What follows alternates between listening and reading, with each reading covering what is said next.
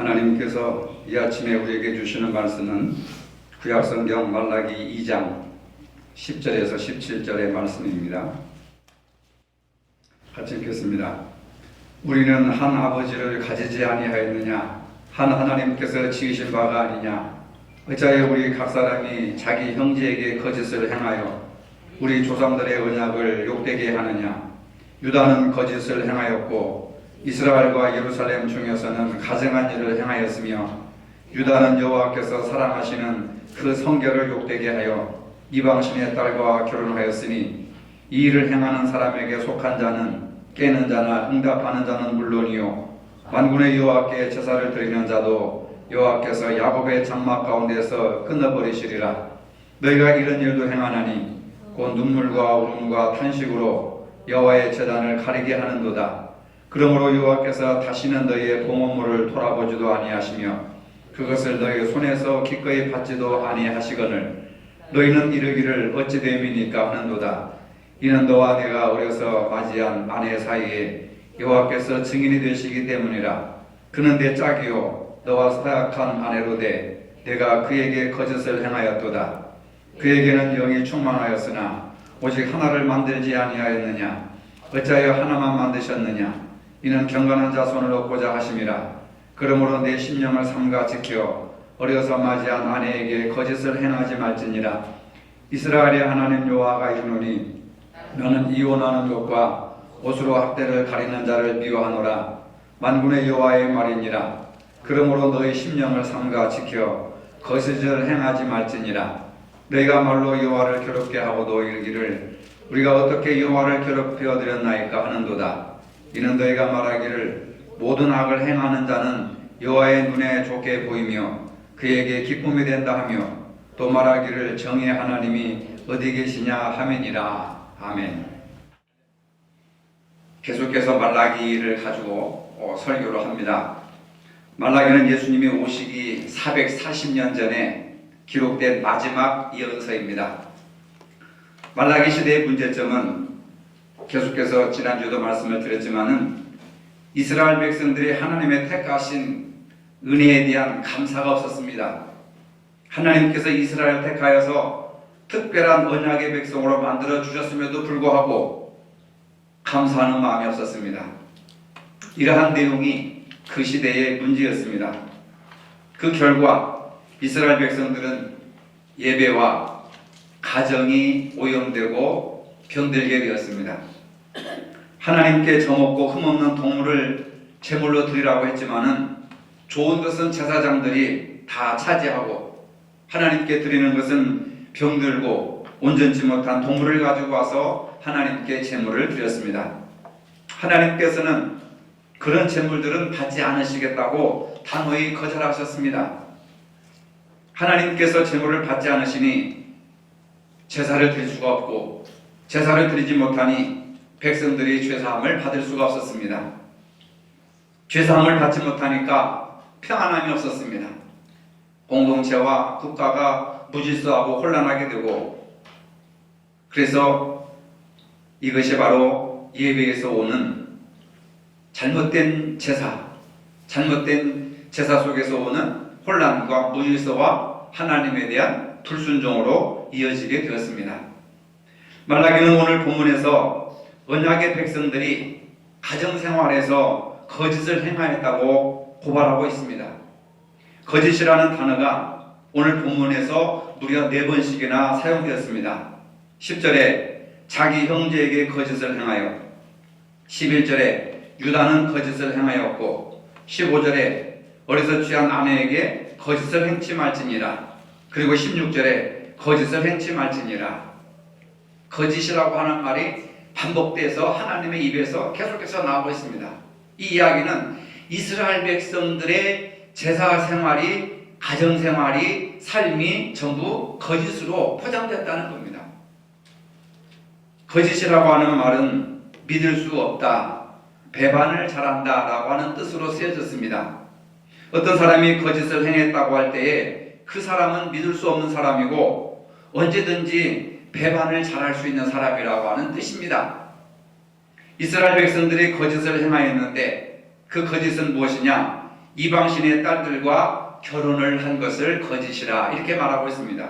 11절에 보니까 여호와께서 사랑하시는 그 성결을 욕되게 하여 이방신의 딸과 결혼하였으니, 언약의 백성들이 이방신의 딸들과 혼인하지 말라고 하는 것이 율법으로 철저하게 금지하였습니다.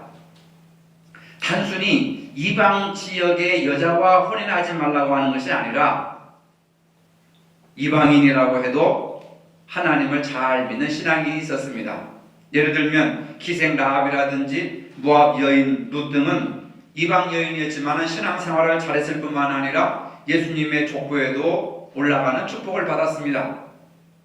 하나님의 말씀은 이방 지역의 사람과 결혼하지 말라고 하는 뜻이 아니라 이방 신의 딸, 이방 신을 숭배하는 우상 숭배자와 결혼하지 말라고 하는 뜻입니다. 우상 숭배자들이 가정에 들어오면은 신앙을 타락시키게 됩니다. 신앙이 타락하면 결국 하나님을 멀리하게 되고, 그리고 그 우상에게 제물을 바치게 되고 마음을 들이게 됩니다. 하나님의 백성들이 우상 숭배자들과 혼인하여서 징벌을 받게 되었다고 하는 것은 창세기에서부터 요한계시록까지 계속해서 나오고 있습니다. 대표적인 예가 솔로몬이죠. 솔로몬이 나이가 들어서 후처들을 데려들였는데 전부 이방 여인들을 데리고 왔습니다. 근데 이방 여인들이 결혼을 할 때 폐물을 가지고 오고만 아니라 자기들이 이방 지역에서 섬기던 우상단지까지 가지고 들어온 거예요. 그래서 하나님의 성전이 있는 예루살렘 성 주변에 여인들을 위한 후궁을 짓는데 우상 신단을 짓게 되고, 그리고 여인들이 하나님을 섬겨야 될 예루살렘 성 안에서 우상에게 절을 하고 제물을 드리는 겁니다. 결국 솔로몬 이후에 자식들에게 가서 그 징벌의 대가로 남북이 갈라지는, 분단이 되는 아픔을 겪게 되는 것을 볼 수가 있습니다. 말라기 시대의 백성들이 행하는 거짓에 대해서 하나님은 어떤 반응을 보이셨습니까? 하나님께서 이스라엘 백성들 제사장들에게 심한 모욕감을 느끼셨습니다. 다시 11절을 보면은 유다는 거짓을 행하였고 이스라엘과 예루살렘 중에서는 가증한 일을 행하였으며 유다는 여호와께서 사랑하시는 그 성결을 욕되게 하여 이방신의 딸과 결혼하였으니, 하나님께서 사랑하시는 그 성결을 욕되게 했다는 겁니다. 이 말은 하나님께서 사랑하시는 거룩함을 욕되게 했다는 뜻입니다. 결국 하나님께서는 거룩함을 사랑하시는데 이스라엘 백성들이 하나님의 거룩함을 모욕했다는 뜻입니다. 하나님의 거룩함을 모욕한 것은 하나님을 모욕하는 것이 됩니다. 이 말씀은 이스라엘 백성들이 이방 신들을 섬기는 여인들과 결혼함으로써 신앙의 순수성을 잃어버렸다는 뜻입니다. 신앙의 순수성이라고 하는 것은 하나님께서 사랑하시는 거룩성입니다. 하나님이 거룩하니 너희도 거룩하라. 하나님의 속성이 거룩함입니다. 그런데 이스라엘 백성들은 이방 여인들과 결혼함으로써 거룩성을 잃어버렸습니다. 총각들이 이방 여인들과 결혼한 것이 아니라 기존에 결혼한 사람들이 자기 아내를 이혼하고 자기 아내를 버리고 이방 신을 섬기는 이방 여자들과 결혼했다는 뜻입니다. 에서가 택한 백성에 되어서 장자권을 받았는데도 팥죽 한 그릇에 장자권을 팔아버렸습니다. 이것을 보시고 하나님께서는 안타깝게 생각하시면서 너는 나의 축복을 모욕했도다 라고 말씀하십니다. 이스라엘 백성들이 하나님을 모욕한 것은 하나님께서 그들을 언약의 백성으로 삼아주셨지만 그 약속의 말씀을 헌신짝 버리듯이 버린 겁니다. 그 결과 그들이 아무리 제물을 드리고 아무리 제사를 드려도 그 봉헌물과 기도를 하나님이 받지를 않으신다는 겁니다. 그 얘기는 뭐냐면 영적인 관계를 끊어버리겠다는 뜻입니다. 13절입니다. 너희가 이런 일을 행하나니 곧 눈물과 울음과 탄식으로 여호와의 제단을 가리게 하는도다. 그러므로 여호와께서 다시는 너희의 봉헌물을 돌아보지도 아니하시며 그것을 너희 손에서 기꺼이 받지도 아니하시거늘. 눈물과 울음과 탄식으로 여호와의 제단을 가리게 하고 있습니다.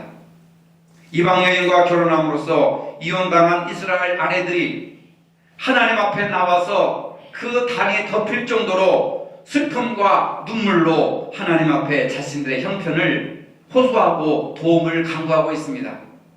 그런데 아내를 버린 이스라엘 남편들은 이렇게 말합니다. 14절에 보니까 너희는 이르기를 어찌 내매니까 하는도다. 이 말씀이 무슨 말이냐? 하나님께서 이스라엘 남편들이 제물을 드렸는데도 하나님이 그 제물을 받으시지 않으시니까 왜 우리의 제물을 받지 않는 이유가 무엇입니까? 우리의 제물을 받지 않으시는 이유가 무엇입니까? 라고 하나님 앞에 반문하는 겁니다. 자기들의 말씀에 불순종하고도 아직 죄를 깨닫지 못하고 있습니다. 이들은 악행을 행하면서도 은혜와 축복을 구하는 형식적이고 왜곡된 신앙을 가졌습니다. 이러한 거짓은 하나님의 축복으로부터 철저히 외면당하게 됩니다. 여전히 말씀에 불순종하면서도 하나님께 은혜를 구하고 있습니다. 그러면서도 응답받지 못하는 이유를 알지 못합니다. 왜 내 기도를 받지 않으십니까? 왜 내 말씀에 응답하지 않으십니까? 왜 내 제물을 받지 않으십니까? 도대체 우리는 모르겠습니다. 하나님께서는 증인이 되셔서 결혼 생활을 통해서 건강한 삶을 유지하시기를 원하십니다. 남편과 아내는 짝이라고 했습니다. 짝이라고 하는 것은 세 가지가 있어야 짝이 형성됩니다. 첫째는 헌신, 교제, 돌봄입니다. 서로 헌신하여서 교제하고 돌보는 것이 짝이라고 하는 말입니다. 헌신은 몸을 희생한다는 의미가 있습니다. 남편은 아내를 위해서, 아내는 남편을 위해서 서로 몸을 헌신하는 것이고 희생해야 됩니다. 자신이 희생하지 않고서는 건강하고 행복한 가정을 끌어나갈 수가 없습니다. 교제는 서로의 인격을 존중해 줍니다. 남편이 여인을 노예처럼 부린다든지 종처럼 부린다든지 어떤 물건처럼 취급하면 그것은 교제가 이루어지는 것이지 아니죠. 명령하고 윽박지르는 것이 교제가 아닙니다. 서로의 인격을 존중해주고 대화를 하는 것, 인격을 존중히 여겨주는 것이 진정한 교제입니다. 돌봄은 상대의 입장을 헤아려주는 겁니다. 공감해주고 배려해주는 것이죠. 이 세 가지가 행복한 가정의 비결인 줄로 믿으시기를 바랍니다. 하나님께서 원하시는 것은 복잡한 것이 아닙니다. 가정을 통해서 건강한 삶을 이루라고 하는 말씀입니다. 하나님은 가정을 통해서 복 주시기를 원하십니다. 그것은 이스라엘 백성들이나 오늘 현대인들이나 동일하게 원하시는 하나님의 뜻입니다. 하나님이 원하시는 것은 결혼 생활을 통해서 경건한 자손을 얻기를 원하십니다. 15절의 말씀입니다. 그에게는 영이 충만하였으나 오직 하나를 만들지 아니하셨느냐? 어찌하여 하나만 만드셨느냐? 이는 경건한 자손을 얻고자 하심이라. 그러므로 내 심령을 삼가 지켜 어려서 맞이한 아내에게 거짓을 행하지 말지니라. 하나님께서 왜 하와를 한 사람을 만들었느냐? 하나님의 능력으로 10사람, 20사람, 100사람을 만들 수 있지 않았느냐? 그런데 왜 하나님께서 어찌하여 하와를 한 사람만 만드셨느냐? 경건한 자손을 얻고자 함이니라. 조강지처를 버리지 말아라 하는 겁니다. 하나님께서는 믿는 자의 가정을 통해서 경건한 자손을 얻기를 원하십니다. 물론 불신자들의 자손들 가운데서도 나중에 회개하고 예수 믿는 사람들이 많이 있습니다.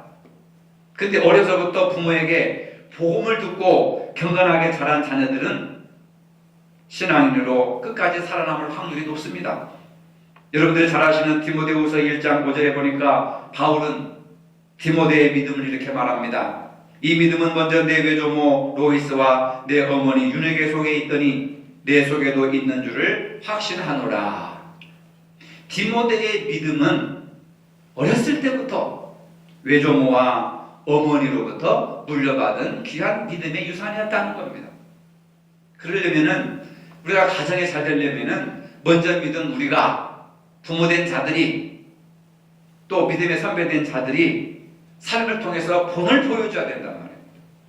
그것이 복음의 증거가 되는 것이고 사람들은 말로서 사람의 인격을 바라보는 것이 아니고 말로서 배우는 것이 아니라 삶을 통해서 배우는 거예요. 자식들이 부모의 뭘 보고 배웁니까? 삶을 통해서 배우는 거예요. 하나님께서는 우리의 가정을 통해서 건강과 복 주시기를 원하십니다. 우리의 가정을 통해서 경건한 자손들을 얻기를 원하십니다. 이것이 성경에서 가정을 세우신 목적입니다. 그러나 이 이스라엘 백성들은 이방인들과 결혼을 함으로써 가정을 경건하게 지켜야 할 그 언약을 깨뜨려 버렸습니다. 신앙의 순수성을 잃어버렸습니다. 혼인의 신성함을 지키지 못하여서 하나님께 대한 신실함과 경건함을 버렸습니다. 16절에 보면 하나님은 이들을 미워하신다고 하셨습니다. 이스라엘 하나님 여호와가 이르노니 나는 이혼하는 것과 옷으로 학대를 가리는 자를 미워하노라. 하나님께서 정하신 결혼제도를 거룩히 지킴으로 신선한 신앙을 잃지 않도록 경고하고 있습니다. 한 아버지를 무시하고 이방인 신들의 딸들과 결혼하여서 신앙의 순수성을 잃어버린 백성들에게 경고의 말씀을 하고 있습니다. 말라기 선지자는 성전 재건 이후에 영적인 무기력에 빠져있던 이스라엘 백성들에게 하나님과 맺은 약속을 다시 한번 기억해라, 다시 한번 지켜라 하면서 이스라엘의 신앙의 순결을 회복하라고 권면하고 있습니다. 이스라엘 백성들은 하나님과의 약속을 멸시했습니다. 그래서 이방 신을 섬기는 여인들과 결혼을 하고 조항지처를 벌였습니다. 순수하지 못했습니다. 모세의 율법을 어김으로 그 언약을 경멸했습니다. 이제 우리는 본문을 통하여서 어떻게 신앙의 순수성을 잃지 않고 살 수 있는지를 생각해야 됩니다. 신앙의 순수성이라고 하는 것은 신앙의 동기가 이중적이지 않고 깨끗한 것을 말합니다. 이스라엘 백성들이 어려서부터 기가 닳도록 듣는 말씀이 있었습니다. 신명기 6장 5절 말씀입니다. 너는 마음을 다하고 성품을 다하고 힘을 다하여 내 하나님 여호와를 사랑하라. 이 말씀을 내 미간에 두고 팔에 붙이고 심장 가까이 있는 팔에 붙이고 또 문설주에 붙여서 들어가든지 나가든지 앉으나 서나 그 말씀을 기억하고 묵상하고 생각을 해라. 그래서 어렸을 때부터 이 신명기 6장 5절의 말씀을 암송을 줄줄줄줄 하고 매일같이 암송을 했음에도 불구하고 이스라엘 백성들이 왜 이렇게 타락을 했을까? 중요한 것은 마음을 다하고 성품을 다하여 힘을 다하여라는 표현입니다. 이 말씀은 최선을 다하여서 순수한 믿음으로 언약의 약속의 말씀을 지켜라. 그것이 믿음이니라. 하나님이 원하시는 것은 이질적인 것이 아니라 변질된 것이 아니라 순수성입니다. 하나님과 이스라엘 백성 사이에 다른 제3의 물질이나 다른 제3의 신이나 이방신들이 끼어들면 안 됩니다. 불순물은 제거해야 되는데 이스라엘과 하나님 사이에서 불순물이 끼어들었습니다. 그래서 순수하지 못했습니다. 이편단심 하나님만을 사랑해야 됩니다. 겉으로는 하나님을 사랑하는 것 같으면서도 실상은 다른 것에 한눈을 파는 거 하나님은 제일 싫어하십니다. 심지어는 구약에서는 우상 숭배를 간음이라고 했습니다. 그런데 지금 우리는 신앙의 순수성을 점점 잃어가고 있습니다. 우리가 주의해야 될 것이 있습니다. 바로 외식입니다. 거짓입니다. 시편 이사야 29장 13절에 보니까 주께서 가라사대 이 백성이 입으로는 나를 가까이 하며 입술로는 나를 존경하나 그 마음은 내게서 멀리 떠났도다. 입술로는 주여 주님 사랑합니다 사랑합니다 하고 성경도 읽고 암송을 하고 하지만 마음 중심에서는 하나님보다는 물질, 하나님보다는 명예, 하나님보다는 어떤 세상적인 것들을 더 좋아하는, 그래서 입술로는 존경하나 마음은 하나님에게서 멀어진 그것을 위선이라고 하고 거짓이라고 하고 외식이라고 하는 겁니다. 이 말은 마치 아내가 남편을 위해서 밥도 하고 빨래도 하고 집안일도 여전히 잘하지만은 남편을 사랑하지 않는 동상이몽과 같은 것입니다. 신앙생활을 하다 보면 점점 형식만 남고 마음에 있는 중심은 멀어지게 될 때도 있습니다. 배와 연기를 하는 것처럼 진실 없는 거짓으로 행동할 수도 있습니다. 예수님 당시 유대인들은 사람에게 보이려고 기도하고 구제하고 금식도 했습니다. 우리 역시 자신도 모르게 형식에 붙잡히게 되고 마음 없는 외식만 남을 수도 있습니다. 주님을 향한 애틋한 그리고 순수한 신앙과 사랑이 점점점 사라지고 식어가고 있습니다. 우리가 신앙의 순수성을 지키려면 어떻게 해야 됩니까? 자신이 순수한 신앙인으로 거듭나야 합니다. 우리 자신이 변해야 됩니다. 이 점에서 시편 119편 9절로 11절에서 말씀이 해답을 줍니다. 청년이 무엇으로 그의 행실을 깨끗게 하리까? 주의 말씀만 지킬 따름이니라. 내가 전심으로 주를 찾아 싸우니 주의 계명에서 떠나지 말게 하소서. 내가 주께 범죄하지 아니하려여 주의 말씀은 내 마음에 두었나이다. 사람이 무엇으로 깨끗할 수가 있습니까? 하나님의 말씀으로 깨끗해질 수가 있음을 믿으시기를 바랍니다. 이 세상에 우리가 아무리 좋은 사우나탕에서 사우나를 하고 깨끗한 옷을 갈아입고 깨끗한 음식을 먹었다 할지라도 행실을 깨끗하게 할 수가 없습니다.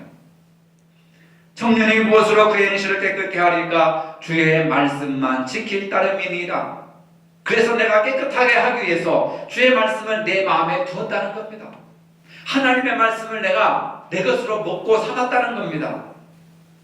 우리가 어떻게 해서 깨끗한 삶을 살 수 있습니까? 하나님의 말씀으로 살 때만이 가능합니다. 예수님의 광야 40일 금식하시면서 목숨 걸고 지키려고 하셨던 것이 무엇입니까? 사람이 빵으로만 살 것이 아니요 오직 하나님의 입에서 나오는 말씀으로 살 것이니라. 할렐루야. 말씀으로 살고 말씀으로 깨끗하게 되고 말씀으로 순수하게 된다는 겁니다. 이것은 말씀과 씨름하는 영적인 투쟁이 필요합니다. 현실 속에서 말씀으로 문제를 해결해 나가야 되고 말씀을 의지해야 되고 말씀을 붙들고 살아야 됩니다. 그 말씀이 내 발의 등이요 내 길의 빛이니이다. 할렐루야.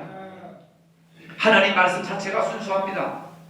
순수한 말씀에 의지하며 살 때 순수한 신앙을 가질 수가 있습니다. 시편 12편 6절에 여호와의 말씀은 순결하며 흙도가니 7번 단련한 은같도다.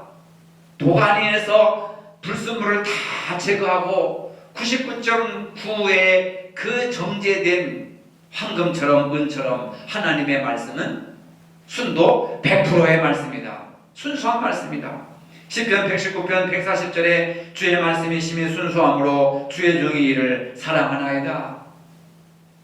여러분, 왜 하나님의 말씀을 암송하고 하나님의 말씀을 기억하고 읽어야 됩니까? 하나님의 말씀이 순수하니 나도 순수하게 살려고 하나님의 말씀을 먹고 소화시키고 묵상하고 간절히 사모하는 줄로 믿으시기를 바랍니다. 순수한 말씀이 나의 영적인 양식이 될 때에 우리의 영혼이 순수하게 됩니다.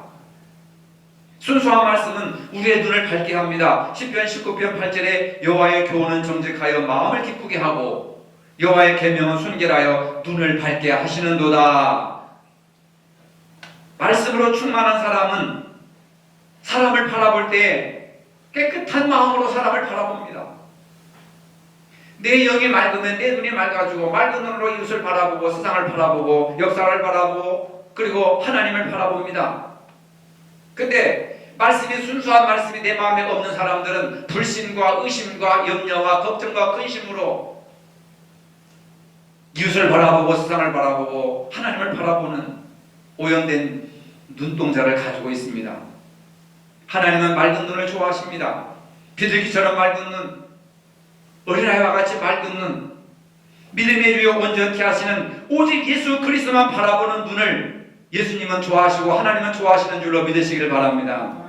마음이 순수한 자들에게 임하는 복이 뭡니까? 마음이 정결한 자는 복이 있나니 저희가 하나님을 바라볼 것이며, 순수한 말씀을 통해서 눈이 밝아지면 하나님의 영광을 보게 됩니다. 눈먼 소경이 예수님에게 고쳐달라고 왔습니다. 예수님은 바닥에 침을 뱉으시고 흙을 이어서 눈에 갖다 대시며 실로암 물가에 가서 씻으라 하시니 씻었으니 곧 눈이 맑아졌더라. 눈을 뜨게 되었더라. 여러분, 우리가 하나님의 말씀과 예수님의 입에서 나오는 말씀과 그리고 그 믿음으로 우리의 눈이 맑아져야 될 줄로 믿으시기를 바랍니다. 맑은 눈을 가지지 않고서는 설교를 이해할 수가 없고 들을 수도 없고 깨달을 수도 없고 성경을 읽어도 그 깊은 하나님의 음성을 들을 수가 없습니다. 아쉽게도 오늘 많은 그리스도인이 이러한 순수함에서 떠나 있습니다. 주를 향한 애틋한 사랑이 식어지고 세속적인 욕심으로 마음이 채워지기 시작했습니다. 내용보다는 형식에 사로잡혀 있습니다. 이제 우리 마음을 주님을 향한 순수함과 진실함에 두어야 합니다. 끝까지 순결함을 지켜야 합니다. 순수함이 능력이고 순수함이 축복인 줄로 믿으시기를 바랍니다. 순수함이 강함입니다. 세상을 이길 수 있는 힘이 바로 이 말씀의 순수함 속에서 나오는 겁니다. 말라기 시대에 이스라엘 백성들은 하나님과 언약을 지켜야 할 언약의 백성들이었습니다. 하지만 이후에 조항지철을 버리고 이방신을 숭배하는 여인들과 결혼했습니다. 신앙의 순수성을, 언약의 순수성을, 말씀의 순수성을 헌신짝처럼 차버렸습니다. 하나님을 배반했습니다. 이방신들을 섬기는 여인들과 결혼했습니다. 그래서 하나님께서 너희들의 제물을 받지 않겠다, 너희들의 예배를 받지 않겠다, 너희들의 기도를 받지 않겠다고 하나님이 관계를 단절시킵니다. 말라기는 이러한 잘못을 경고하고 있습니다. 이스라엘 백성들은 신앙의 순수성을 지키지 못했습니다. 날마다 기도로 말씀으로 정결하게 되지 않으면 우리도 형식적인 예배에 빠지게 되고 형식적인 종교로 빠지게 되고 형식적인 기도로 빠지게 됩니다. 날마다 기도로 말씀으로 정결하게 되지 아니하면 하나님께 버림받을 수도 있습니다. 하나님의 말씀보다는 자신의 욕심을 채우기 위해서 하나님을 찾게 됩니다. 이제 다시 말씀으로 새로워져야 합니다. 이것이 우리 교회의 금년도 표어입니다. 기도로 거룩해져야 합니다. 하나님께로 돌아가야 합니다. 그렇지 않으면 하나님께 이렇게 변명하게 됩니다. 17절의 말씀을 현대인의 성경으로 읽어보겠습니다. 이스라엘 백성들이 하나님에 대해서 어떤 생각을 가지고 있는지 보겠습니다. 너희는 말로 여호와를 지치게 하고서도 우리가 어떻게 여호와를 지치게 했습니까? 하고 말한다. 너희는 여호와께서 악을 행하는 모든 사람을 선하게 생각하시고 그들을 기쁘게 여기신다고 하며 또 의의 하나님이 어디 있느냐고 말함으로써 여호와를 지치게 하고 있다. 이게 무슨 말씀입니까? 이스라엘 백성들이 하나님을 배반하고 또 불순종함으로써 하나님을 지치게 한다는 겁니다. 하나님이 받으시지 않는 제물을 가지고 와서 복 달라고 은혜 달라고 지치게 한다는 겁니다. 그러면서 이스라엘 백성들이 언제 우리가 하나님을 지치게 했습니까? 우리는 할 뿌리는 다 했습니다. 율법도 지키고 제사도 드리고 절기도 지키고 언제 우리가 하나님을 지치게 했습니까? 이렇게 말한다는 거예요. 그러면서도 하나님은 악을 행하는 자들을 선하게 생각하시고 악을 행하는 자들을 기쁘게 여기신다 라고 하나님을 왜곡되게 오해를 하는 겁니다. 그러면서 정의의 하나님이 어디 있느냐? 그렇게 말함으로써 더욱더 하나님을 지치게 하고 있다. 이렇게 말라기서는 말씀하고 있습니다. 하나님을 지치게 하는 것은 거짓된 예배, 거짓된 제물, 언약을 헌신짝처럼 버렸던 배반, 그것을 버리고 순수함으로 돌아오라고 말라기서는 오늘 저와 여러분들에게 경고하시는 줄로 믿습니다. 기도하시겠습니다. 거룩하신 주님, 말라기 2장을 통하여서 거짓된 신앙을 버리고 순수한 신앙으로 돌아오기를 원하시는 하나님의 말씀을 저희 가슴에 깊이 새기며 우리 모두 말씀이 기초한 순수한 신앙을 가질 수 있도록 도와주시옵소서. 예수님의 이름으로 기도합니다. 아멘. 이제는 우리 주 예수 그리스도의 은혜와 하나님 아버지의 무한하신 사랑과 성령의 교통하심이 말씀을 통하여 순수한 신앙생활을 원하는 모든 성도들 머리 위에 이제로부터 영원토록 함께 하시기를 축원하옵나이다. 아멘.